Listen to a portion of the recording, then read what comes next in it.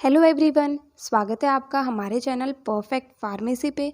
मैं हूं सुनीता कंवर और आज हम जो फिजिकल फार्मास्यूटिक्स फर्स्ट है उसकी यूनिट 4 जो हम डिस्कस कर रहे थे उसी को आज हम कंटिन्यू करेंगे एंड आज जो है हमारी यूनिट 4 वो कंप्लीट हो जाएगी। ठीक है, सो आज जो टॉपिक्स हम डिस्कस करेंगे इस वीडियो के अंदर वो है complexation and drug action, second है crystalline structures of complexes and third है thermodynamic treatment of stability constants. ठीक है, सो अगर आप इन टॉपिक्स को अच्छे से समझना चाहते हो तो प्लीज़ आप इस वीडियो को एंड तक देखिएगा एंड नोट्स जो है इसके वो ऑलरेडी टेलीग्राम चैनल पर अपलोडेड है, आप वहाँ जा करके चेक कर सकते हैं एंड इंस्टाग्राम पे भी हमारा पेज है, वहाँ पे भी आप हमें फॉलो कीजिएगा। सो चलिए आज के टॉपिक्स जो है वो हम स्टार्ट करते हैं। फर्स्ट टॉपिक आता है कॉम्प्लेक्सेशन एंड ड्रग एक्शन। इस टॉपिक के अंदर हमें ये जानना है कि कॉम्प्लेक्सेशन होने के बाद मतलब कॉम्प्लेक्स का फॉर्मेशन होने के बाद उससे ड्रग के एक्शन के ऊपर क्या इफ़ेक्ट आता है, ये चीज़ हम इस टॉपिक के अंदर डिस्कस करेंगे।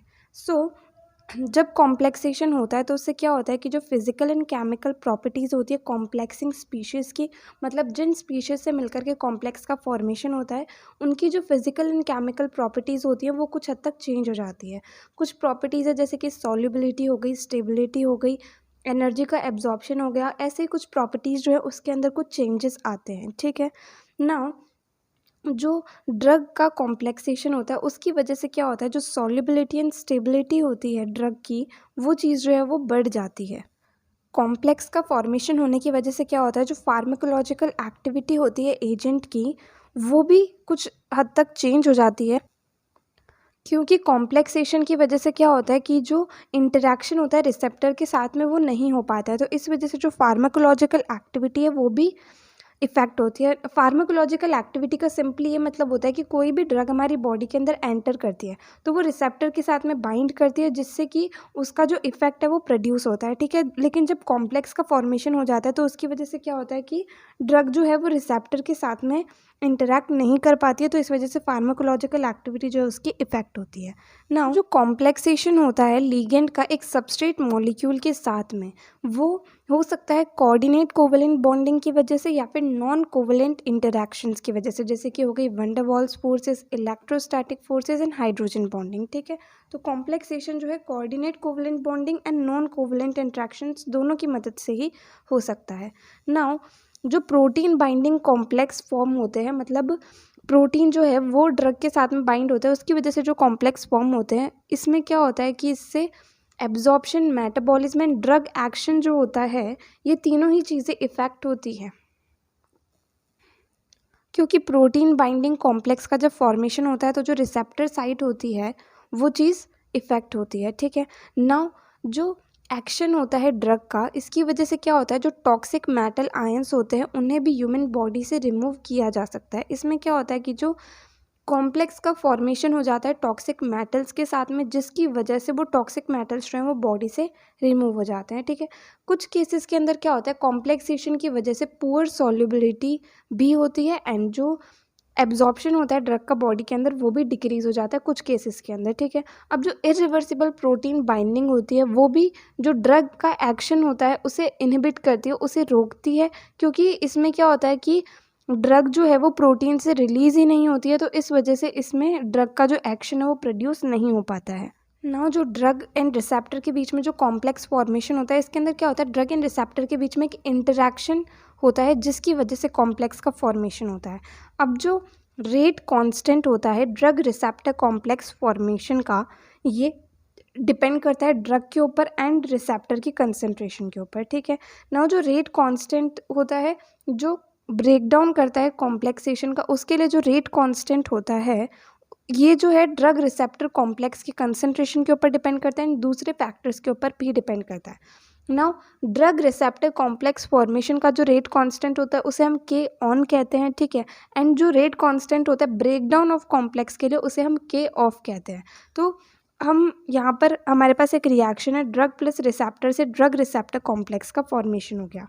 तो जब ड्रग रिसेप्टर कॉम्प्लेक्स का फॉर्मेशन हो रहा है तो यहाँ पर हमारे पास में जो रेट कांस्टेंट है वो के ऑन होगा एंड जब ड्रग एंड रिसेप्टर का जो कॉम्प्लेक्स है ये टूट करके ड्रग एंड रिसेप्टर का फॉर्मेशन हो रहा है तो यहाँ पर जो रेट कांस्टेंट है उसे हम के ऑफ कहेंगे। ठीक है, अब जो एक ड्रग की बायोलॉजिकल एक्टिविटी होती है वो डिपेंड करती है कि ड्रग जो है उसकी एफिनिटी रिसेप्टर की तरफ कितनी है, ठीक है। मतलब ड्रग रिसेप्टर कॉम्प्लेक्स जो है उसकी स्टेबिलिटी कितनी, इस चीज़ के ऊपर डिपेंड करती है ड्रग की बायोलॉजिकल एक्टिविटी, ठीक है। अब जो स्टेबिलिटी होती है ड्रग रिसेप्टर कॉम्प्लेक्स की, उसे हम मेजर कर सकते हैं इस चीज़ को ऑब्जर्व करते हुए कि जो कॉम्प्लेक्स बना है वो डिसोशिएट होने में हमें कितनी दिक्कत हो रही है। जितनी मुश्किल से वो जो कॉम्प्लेक्स है वो डिसोशिएट होगा उतना ही ज़्यादा जो है स्टेबिलिटी होगी कॉम्प्लेक्स की, ठीक है। अब इस चीज़ को हम मेजर कर सकते हैं डिसोसिएशन कांस्टेंट की मदद से, जो कि इक्विलिब्रियम पे हम इसको कैलकुलेट करते हैं। तो क्या होगा, dissociation constant KD equal to आएगा concentration of drug multiplied by concentration of receptor and divided by concentration of drug receptor complex, ठीक है। अब अगर KD की वैल्यू जो है वो कम होगी, इसका मतलब ये होगा कि ड्रग रिसेप्टर कॉम्प्लेक्स जो है इसकी जो कंसंट्रेशन है वो ज़्यादा होगी। तो इसका मतलब है ज़्यादा कॉम्प्लेक्स का फॉर्मेशन हुआ है, तो इसका मतलब ये हुआ कि कॉम्प्लेक्स जो है वो ज़्यादा स्टेबल होगा, ठीक है। तो इस तरीके से हम कॉम्प्लेक्सेशन एंड उसका इफेक्ट क्या होगा ड्रग एक्शन के ऊपर, उस चीज़ को डिफाइन कर सकते हैं। उसके अंदर ये सारे जितने भी पॉइंट्स अभी तक हमने डिस्कस करे इन्हें हम लिख सकते हैं, ठीक है। तो आपको सिर्फ इन पॉइंट्स को समझना है, देन अपनी लैंग्वेज के अंदर आप इन पॉइंट्स को किसी भी तरीके से लिख सकते हैं, ठीक है। नेक्स्ट टॉपिक आता है crystalline structure of complexes. So simply crystalline structure का क्या मतलब होता है, एक बिल्कुल मतलब ऐसा अरेंजमेंट होगा आयंस का, मॉलिक्यूल्स का या एटम्स का, जिसके अंदर जो मतलब हम मान लेते हैं आयंस है, तो आयंस जो है वो एक साथ इस तरीके से ऑर्डर अरेंजमेंट के अंदर एंड 3 डायमेंशनल जो है उनका स्ट्रक्चर है, उस चीज़ को जो हम क्रिस्टलाइन स्ट्रक्चर कहते हैं। तो इसी तरीके से क्रिस्टलाइन स्ट्रक्चर कॉम्प्लेक्सेस का क्या हो जाएगा, एक कॉम्प्लेक्स है जो कि ऑर्डर्ड अरेंजमेंट में उसके अंदर आयंस अरेंज्ड है एंड 3 डायमेंशनल अरेंजमेंट है उसका, तो इस चीज़ को जो हम क्रिस्टलाइन स्ट्रक्चर कहेंगे कॉम्प्लेक्स का। जनरली हमारे पास जो स्ट्रक्चर होते हैं वो 2 टाइप के होते हैं, एक तो आता है अमॉर्फस स्ट्रक्चर एंड एक आता है क्रिस्टलाइन स्ट्रक्चर, ठीक है।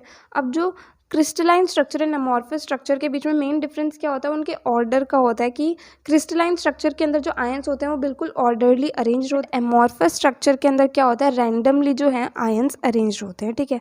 अब जो क्रिस्टलाइन स्ट्रक्चर होता है इसे हम सबसे ज़्यादा ऑर्डर्ड अरेंजमेंट के अंदर मान सकते हैं इस स्ट्रक्चर को, ठीक है। एंड क्या होता है इसके अंदर, ये जो है क्रिस्टलाइन स्ट्रक्चर है स्टेबल भी ज़्यादा होता है, ठीक है ना। अमॉर्फस स्ट्रक्चर जो है इसके अंदर इरेगुलर अरेंजमेंट होता है, इसके अंदर रिपीटिंग पैटर्न जो है वो नहीं होता है। अब जो क्रिस्टल स्ट्रक्चर होता है उसे हम मान सकते हैं कि स्मॉल बॉक्स है जिसके अंदर एटम्स, मॉलिक्यूल्स या फिर आयंस जो है वो स्पेसिफिक एरियाज जो है बॉक्स के वहाँ पर प्रेजेंट है। अब एक क्रिस्टलाइन स्ट्रक्चर के अंदर जो जनरल अरेंजमेंट एंड ऑर्डर होता है एटम्स का, वो डायरेक्टली रिलेटेड होता है कि नेचुरल प्रॉपर्टीज़ क्या होंगी क्रिस्टल की, ठीक है। अब जो क्रिस्टलाइन स्ट्रक्चर होता है किसी भी स्पेसिफिक मटेरियल के लिए वो बिल्कुल यूनिक एंड स्पेसिफिक होता है, किन्हीं भी 2 कंपाउंड के लिए जो है सेम नहीं होगा क्रिस्टल स्ट्रक्चर। अब कॉम्प्लेक्स कंपाउंड्स जो होते हैं इसके अंदर सिंपल इनऑर्गेनिक सॉल्ट से लेकर के elaborate metal, organic, hybrid metal सब कुछ आता है कॉम्प्लेक्स कंपाउंड्स के अंदर। अब जो क्रिस्टलाइन स्ट्रक्चर होते हैं कॉम्प्लेक्सेस के, इनके यूज़ एंड पोटेंशियल एप्लीकेशंस जो होती हैं वो बहुत सारी एंड बहुत ही डिफरेंट टाइप की होती है, क्योंकि ऐसा इसलिए होता है इनके कंपोजिशन की वजह से, मॉलिक्यूलर एंड क्रिस्टल स्ट्रक्चर की वजह से, इनकी फिजिकल एंड केमिकल प्रॉपर्टीज़ की वजह से, इसकी वजह से, इन सब चीज़ों की वजह से क्या होता है कि जो क्रिस्टल स्ट्रक्चर है कॉम्प्लेक्सेस का उसके बहुत ही डाइवर्स यूजेस होते हैं, ठीक है।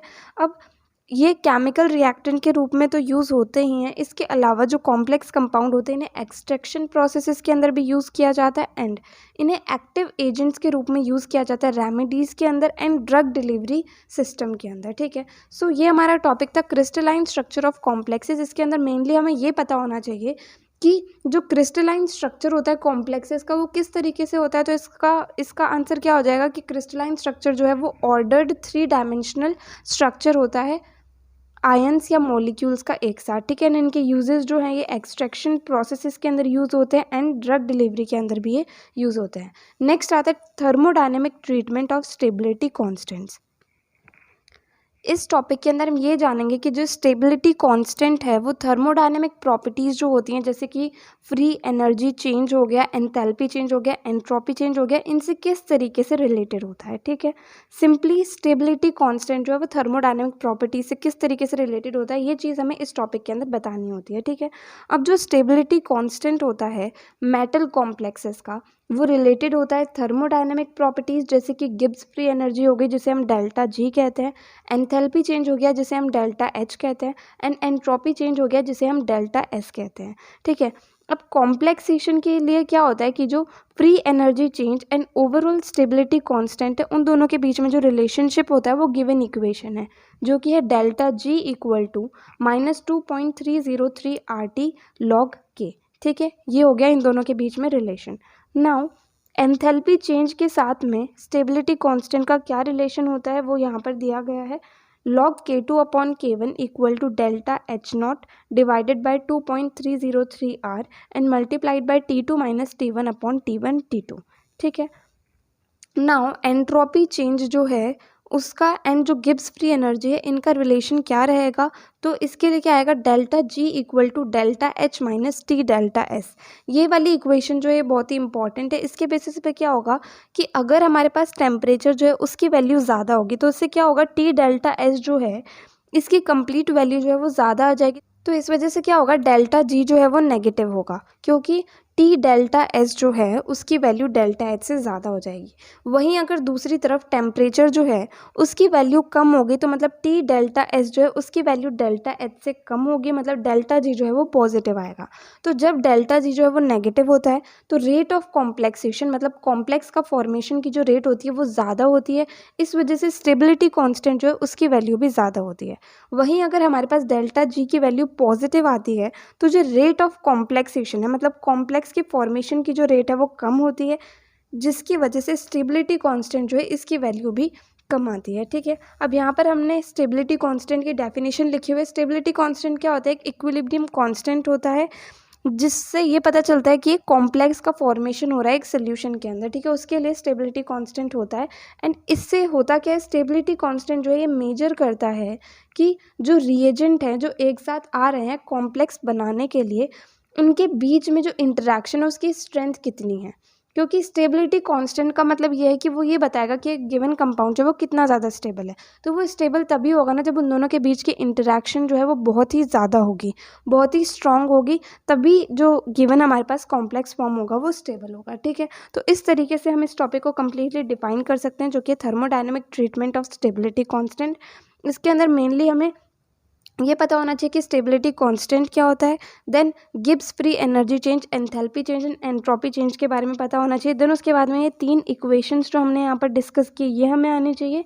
And then delta G positive होगा तो फिर कॉम्प्लेक्सेशन की रेट क्या होगी एंड स्टेबिलिटी कांस्टेंट क्या होगा, ये चीज़ हमें इस टॉपिक के अंदर आनी चाहिए। ठीक है, तो यहाँ पर हमारी जो यूनिट 4 है फिजिकल फार्मास्यूटिक्स फर्स्ट की, ये कंप्लीट होती है। अब इसके बाद हमारे पास सिर्फ एक यूनिट बची है, यूनिट 5, उसे भी हम जल्दी से जल्दी कवर करेंगे। अगर आपको इस वीडियो के अंदर कोई भी डाउट आया हो किसी भी टॉपिक के अंदर तो आप कमेंट सेक्शन में पूछ सकते हैं। एंड अगर नेक्स्ट वीडियो आप किसी पर्टिकुलर टॉपिक पे चाहते हैं वो भी आप कमेंट सेक्शन में बता सकते हैं। एंड डेफिनेटली आपको ये वीडियो हेल्पफुल लगी हो तो प्लीज़ आप इस वीडियो को लाइक करना, ज़्यादा से ज़्यादा लोगों को शेयर करना और चैनल को सब्सक्राइब करना। थैंक यू सो मच इस वीडियो को एंड तक देखने के लिए एंड चैनल को सपोर्ट करने के लिए।